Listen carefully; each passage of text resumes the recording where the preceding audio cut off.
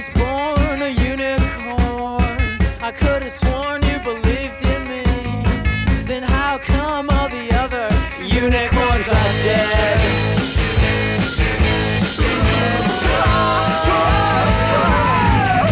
We're never gonna stop. Don't wanna stop. We want one of.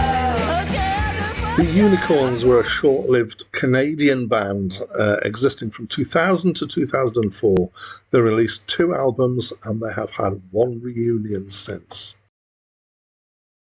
Hi, my name's Dan. So this is the second album by the Unicorns. Their first one was self-released, so this one got a lot more sales than the first one. And this is my first encounter with them as a band, and therefore with the album. I have to say that calling your album "Who Will Cut Our Hair When We're Gone" is a great title for an album. It kind of sticks out there, which is good. It's hard to describe.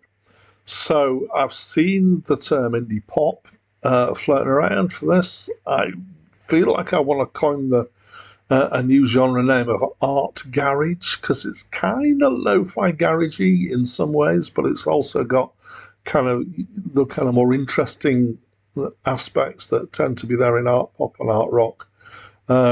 It's definitely an odd album. It's strangely recorded, so some of it sounds quite lo-fi, which is where the garage thought comes in. There's occasionally bits of noise, there's bits of glitchy stuff going on, and some of it is recorded more normally. There's some stuff which is obviously really cheap instruments that are being used on purpose for the particular sounds. There's some bits where there's some mistakes in playing that haven't been corrected, but that kind of fits with the lo-fi aesthetic of it. There's bits where it's got a slow, watery vibrato where it sounds out of tune, which I'm never a huge fan of.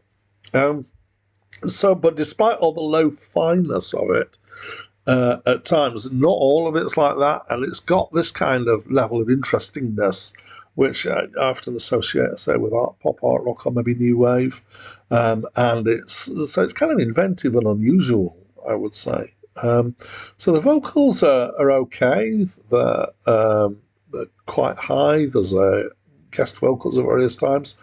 The lyrics are bizarre and surreal and mostly whimsical. I would say they're worth digging into. There's some interesting stuff going on here. Now, one of the reviews that I read of this reckoned that it was dark, and I think I'm going to contend that. I don't think it's dark.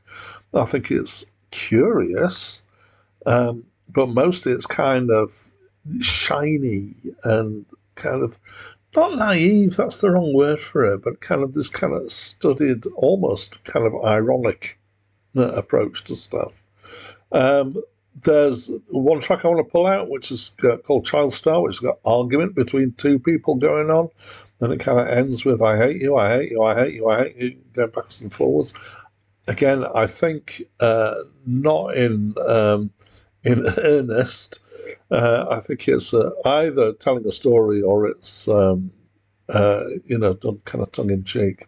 But yeah, I'm not really sure because it's odd. But I found it odd in quite a good way. So the overall feel has kind of got a plasticness to it. I think that's mostly from the lo-finess, but also from the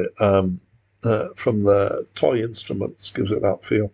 I felt like the word twingly came to mind, but I've just invented that word, but as an onomatopoeia. There's definitely, as I say, lo-fi things going on, but there's humour and there's intelligence, and it's quite interesting to listen to.